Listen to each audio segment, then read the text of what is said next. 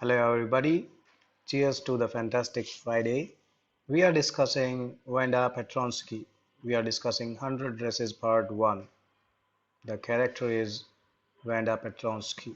We are talking about that Polish girl who is looked down on by the classmates, who is bullied by the classmates, who is not liked by anybody in the class, and who is aloof, all the more deserted in the class. She feels withdrawn. And every day they jeer at her, they make mockery at her, they make jesting voices at her. So she is all the more troubled, but she never complained, she never grumbled. She was not harrowing about it, but she was definitely feeling bad. So she became the subject of their entertainment. They were not really concerned about Vanda Petronsky.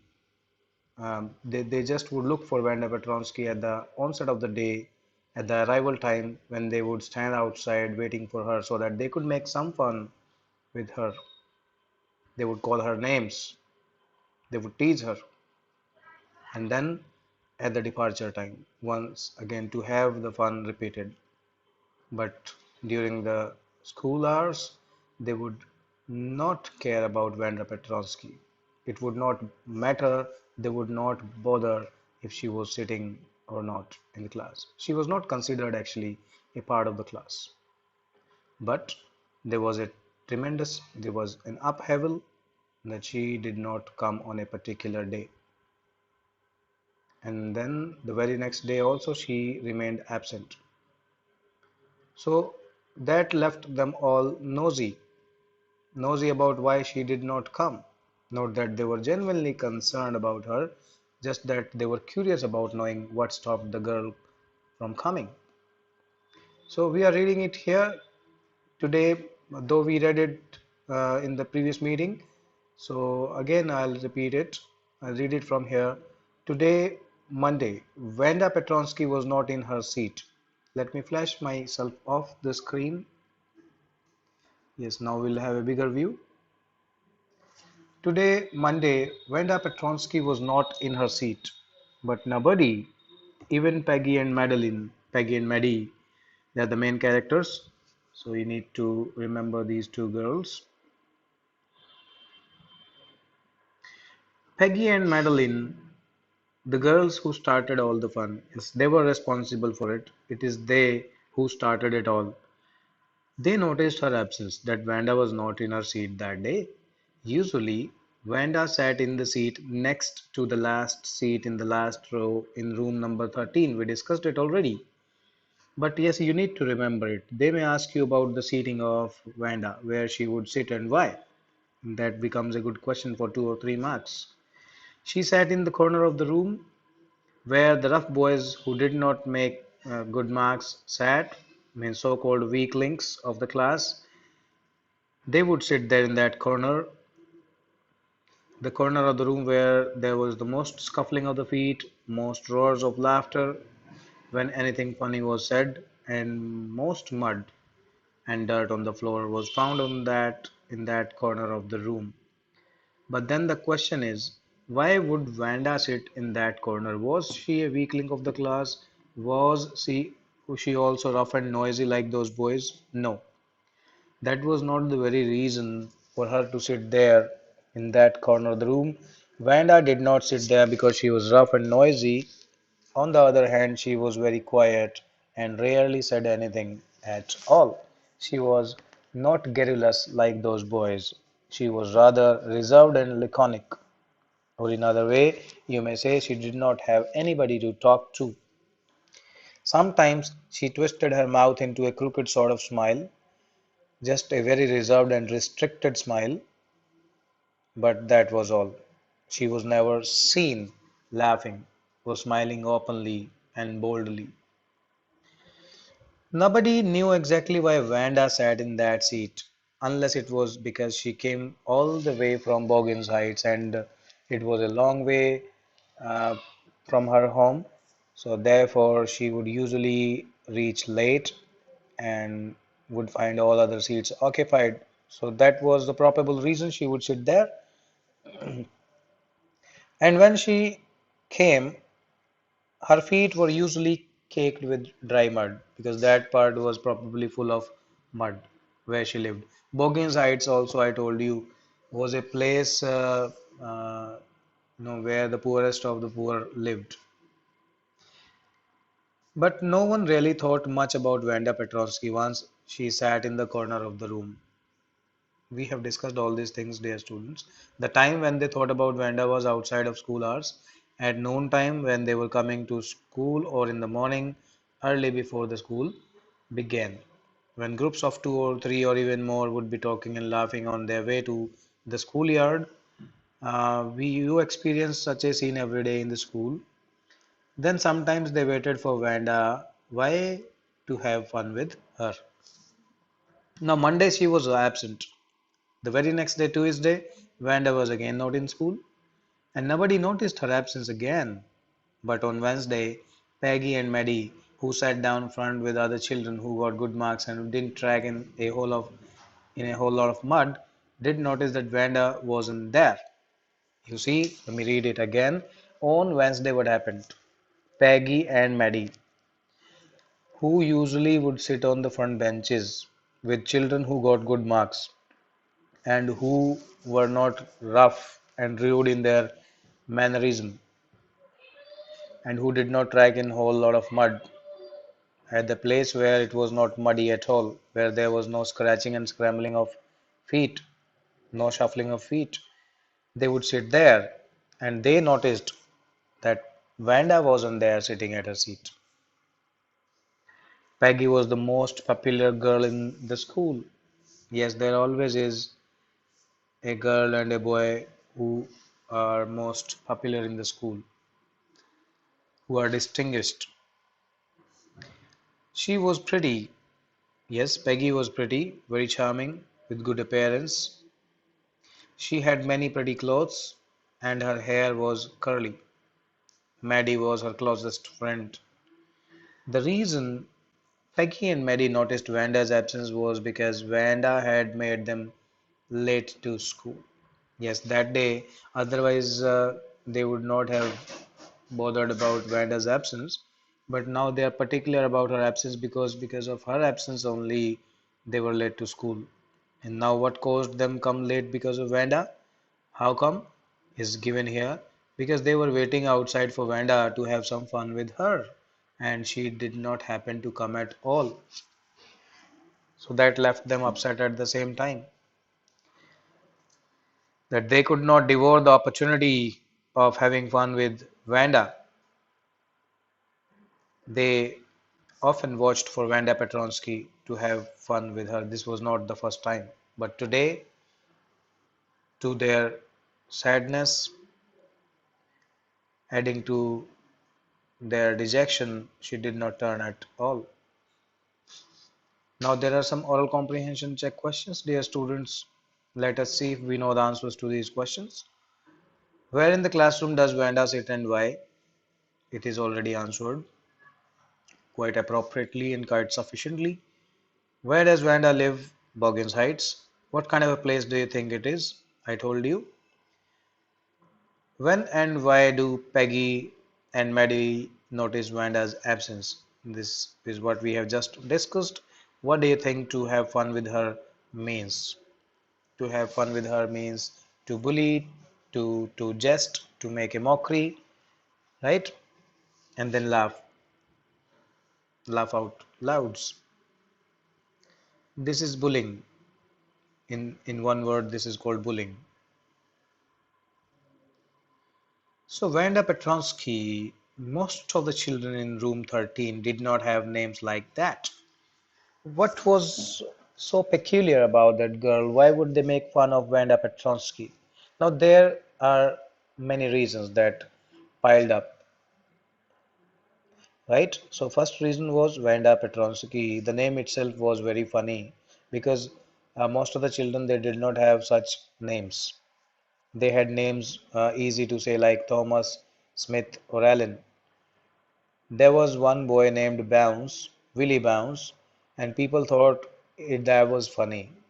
And before Vanda Petronsky enrolled there, they would make fun of Willie Bounce. But then there came Vanda Petrovsky when the name was way more funnier than Willie Bounce. So it was a good escape for Willie Bounce. They stopped making fun of Willie Bounce because then it appeared to be quite ordinary a name against Vanda Petronsky that was quiet, quiet, and like uh, strange. Vanda did not have any friends. She came to school alone and went home alone. She always wore a faded blue dress. Now this is to be noted, dear students. Her turnout. She would always wear a drab blue dress, faded blue dress that did not hang right.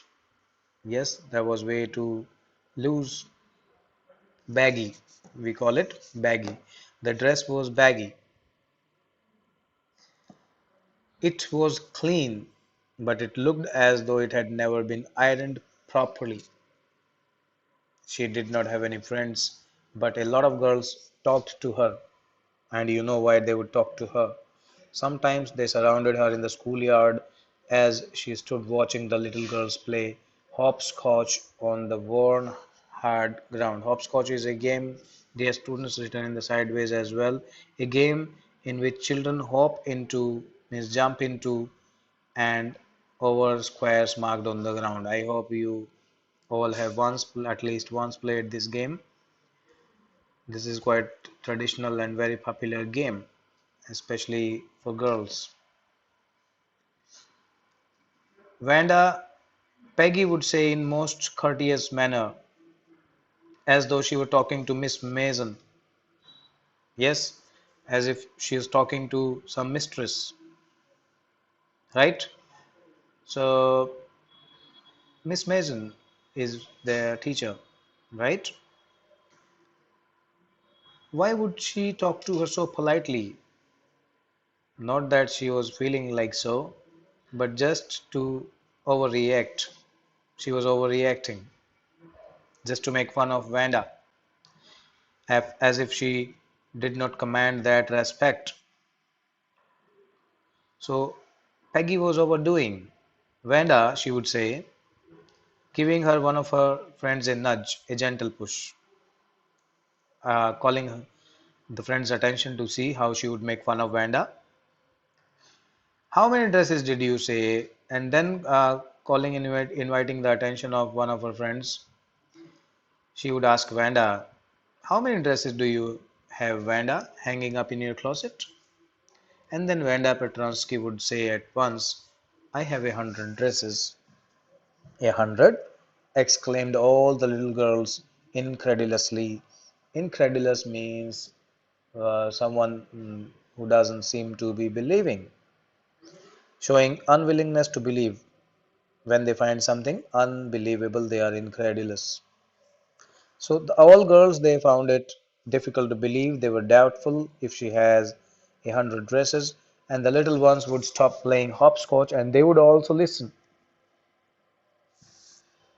Yeah, 100.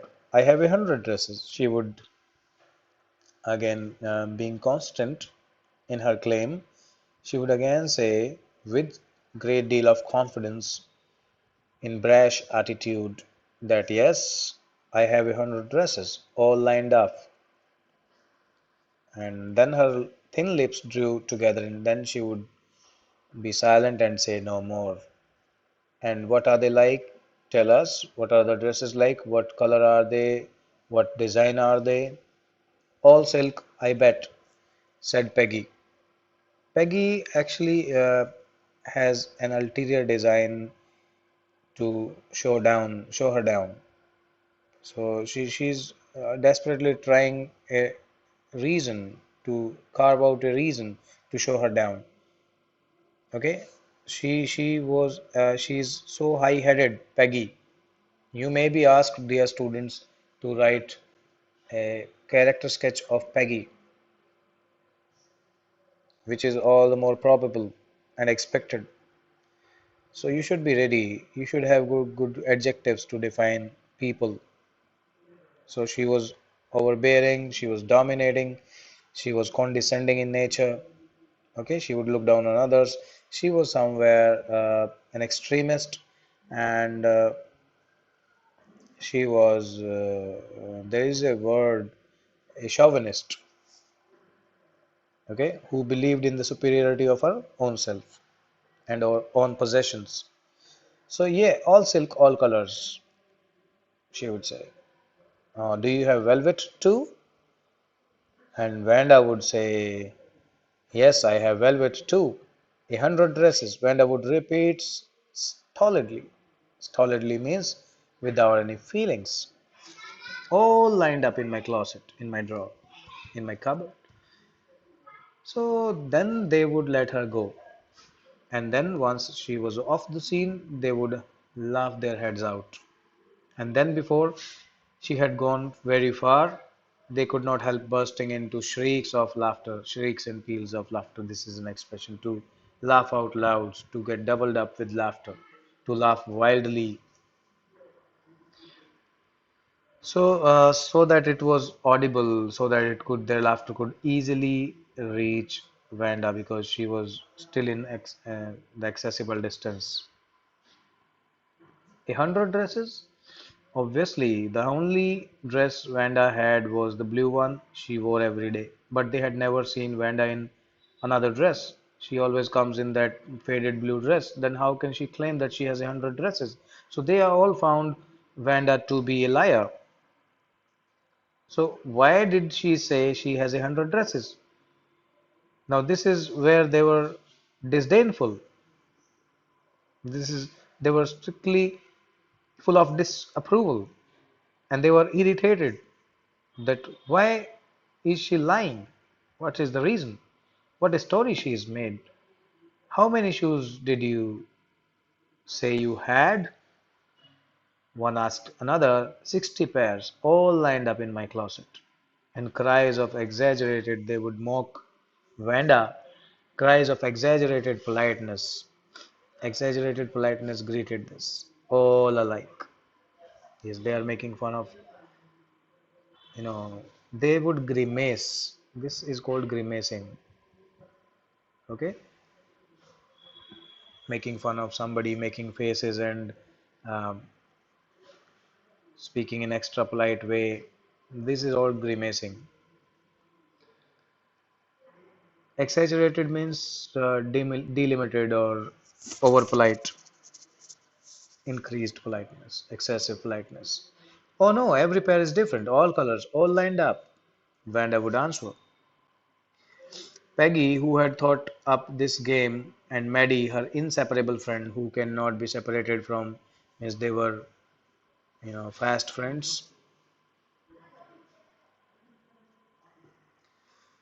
They were always the last to leave. Finally, Vanda would move up the street, and her eyes dull and her mouth closed, hitching her left shoulder every now and then. Hitching is moving, like some have the tendency to hitch up their shoulder. It shows also a sort of desperation and nervousness. She would hitch her shoulder every now and then in the funny way she had, finishing the walk to school alone. Let me check the time, dear students. It's already 18 minutes and some seconds. So we ended up here today. We'll discuss the remaining part of it in the next meeting. Let me flash up on the screen.